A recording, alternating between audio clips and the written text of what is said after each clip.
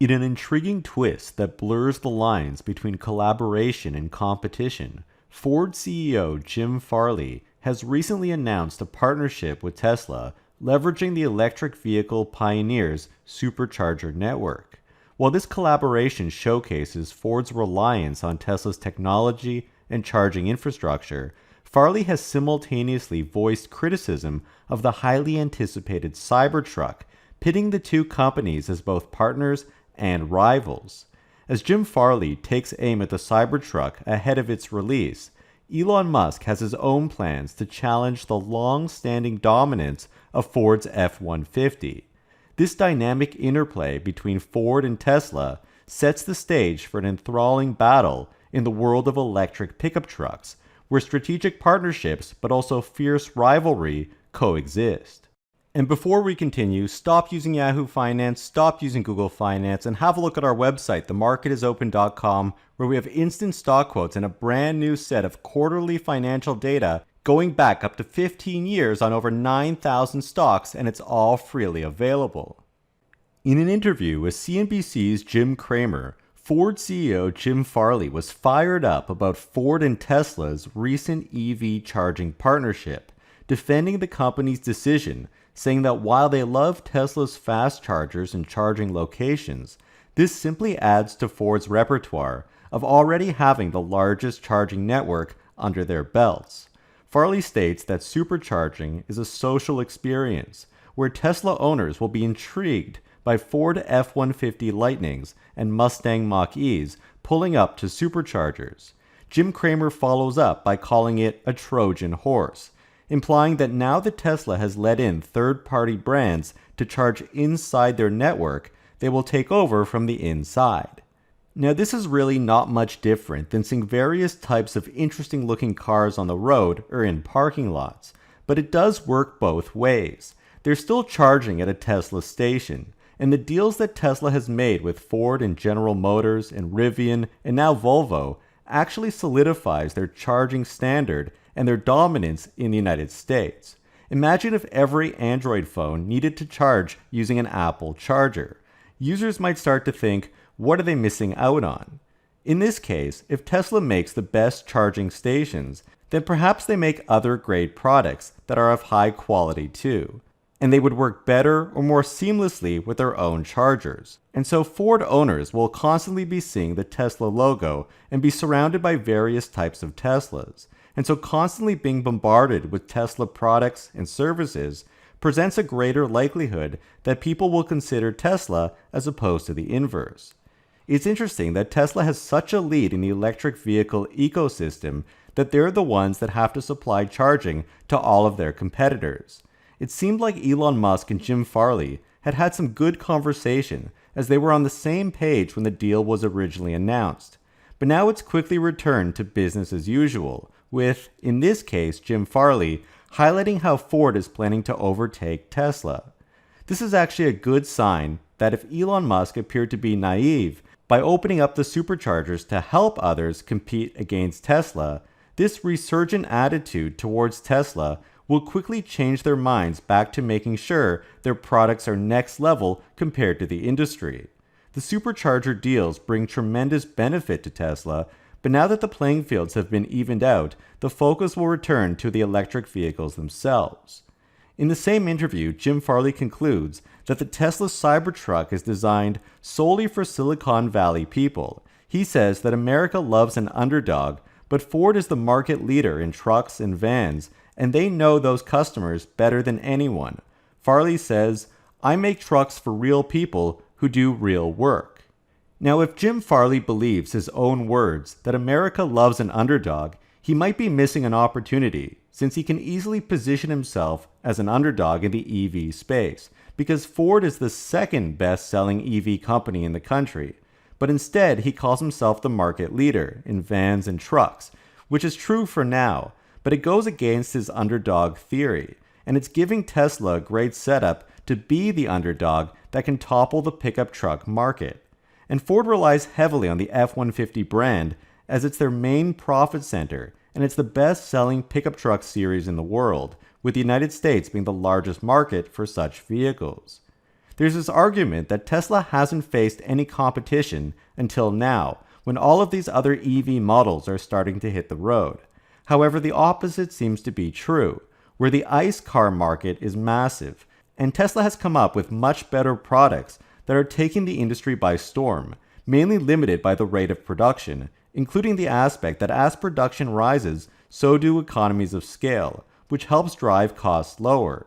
It will quickly become critical for the incumbents to defend their current market share as they slowly transition to EVs. But Elon Musk isn't sitting around twiddling his thumbs. From when the Cybertruck was first announced, it was specifically designed to beat the F-150 in every way. Even the vehicle dimensions are meant to match the top-selling pickup truck in the world. They even marketed a video of a Cybertruck pulling an F-150 uphill, which above all demonstrated that Tesla has set its focus on dominating the pickup truck market by targeting the number one player, matching all the aspects that make the vehicle good, and then adding a few of their own. This is again a classic strategy used by Apple in the phone space, where in the past they'd copy all of the competitor features and then throw in 200 additional ones of their own. The F-150 Lightning has no edge whatsoever over the Cybertruck. Tesla has matched the 6.5-foot bed, which is the most popular size out there. They engineered the vehicle from the ground up to be more aerodynamic, whereas the Lightning uses the same inefficient form factor as its gas counterparts. Tesla demoed how the company itself and third parties will be able to make useful accessory add-ons for the vehicle. The Cybertruck is more rugged with its stainless steel frame, it's highly dent resistant, has armored glass, and is said to be airtight and can float on water. It has an automatic tamper door, a frunk that will rival that of the F-150 Lightning. They also took the only thing that differentiated General Motors' truck, the crab walk, allowing the vehicle to move diagonally or make sharper turns by rotating the back wheels, and it's now integrated into the Cybertruck. And one of the things that Ford has been pushing is the bi-directional charging on the vehicle, meaning that it can power your house during an electrical outage.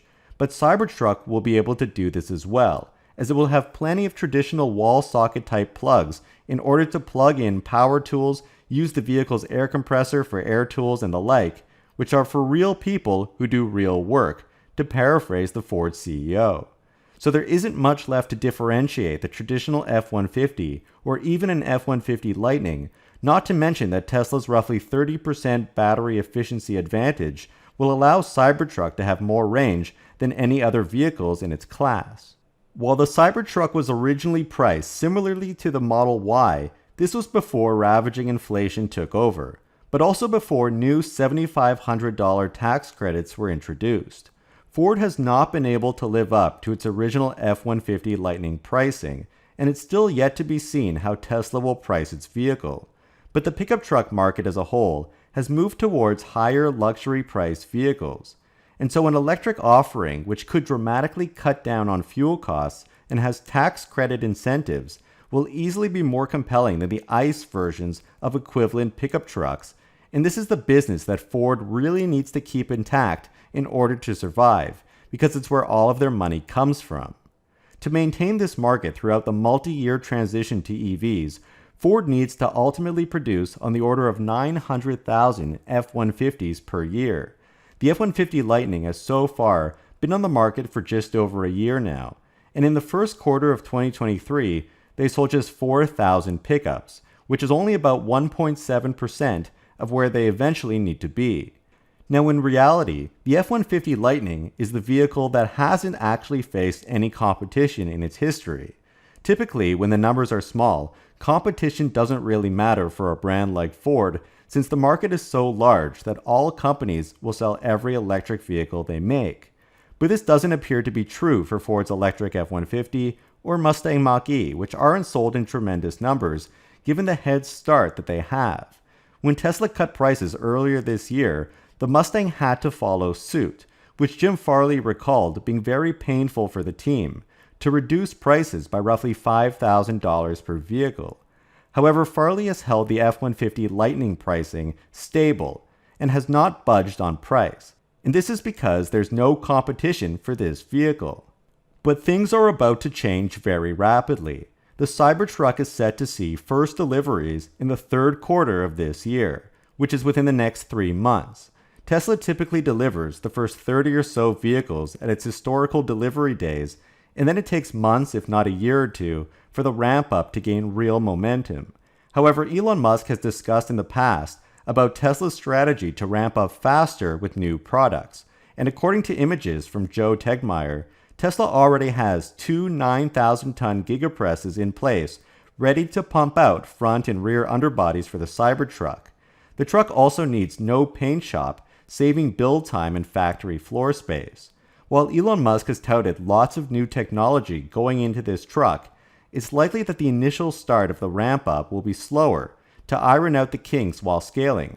But once they get rolling, the Cybertruck is theoretically designed to be easier and faster to build.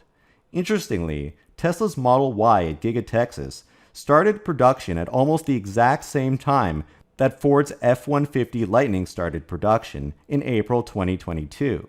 But while Ford is at a run rate of about 16,000 vehicles per year, Giga Texas, which has only been recently completed, has now surpassed a production run rate of 250,000 Model Ys per year, making Tesla 15 times faster during the same time frame.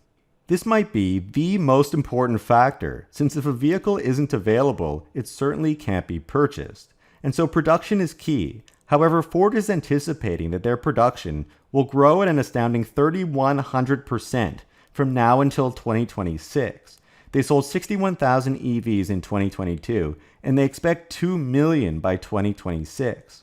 Funnily enough, even if they can achieve this insanely ambitious goal, only about a third of their historical yearly sales will be electric. In terms of pickup trucks, they need a 5,700% gain from 15,000 electric F-150s sold last year to roughly 900,000. However, the F-150 Lightning has lost all of its competitive advantages against the Cybertruck. But Tesla isn't actually going after the Lightning. They're aiming for all of the fossil fuel-based F-150s and Rams and Silverados out there, and there's nothing to shield these vehicles from compelling electric trucks that are significantly cheaper to operate. And so if Ford can't keep up EV production to replace its own fleet, which is not looking very promising, then other players like the Cybertruck will. This would be Ford's first, maybe second ramp-up of an electric vehicle if we count the Mustang Mach-E, which hasn't really ramped up past Tesla's Model S or X sales. Pickup trucks are much larger vehicles requiring more batteries. Tesla states that they're going to be ready with their new 4680 battery cells to keep up with Cybertruck production. These are fairly high energy density cells. While Ford is potentially planning to use CATL's technology to build their own lithium iron phosphate battery cells, which wouldn't typically be used in larger vehicles due to their low energy density and therefore range. So they may not be planning for very much volume for pickups, whether they intend to outsource other batteries from suppliers or if they use the LFP batteries in their own trucks, they'll suffer from excess weight and lower efficiency. And so Ford has set forth an extremely ambitious goal to essentially go from zero to once again market leader in pickup trucks on their first try, mainly on the back of marketing alone. However, they may not be anticipating the broad impacts that Tesla's looming Cybertruck launch could have on pricing, on marketing with a wide-reaching customer base, and the ability to differentiate their offering. Tesla is coming in at full force with gigapresses ready, having ramped up Model Y and Model 3 production to hundreds of thousands of vehicles per year from each of 4 different factories worldwide. It's not their first rodeo, and they're ready to bring something novel that has functionality like no other pickup truck on the market, and they're strategically going after the cash cows of the US automaker businesses, essentially attacking the funding for their EV roadmaps. While everyone at Ford is excited that they got such a great deal to use Tesla's superchargers and Trojan horse their way to the top, instead, by the time Cybertruck is finished with them, the lineups from other third-party vehicles at superchargers may be pretty short. So do you think Ford will be able to meet its aggressive targets and scale up the F-150 Lightning to meaningful levels? What happens to the dominant pickup truck players if Tesla can scale Cybertruck to 250,000 units per year within 2 years? Don't forget to watch my last video on Tesla's $100 billion AI opportunity.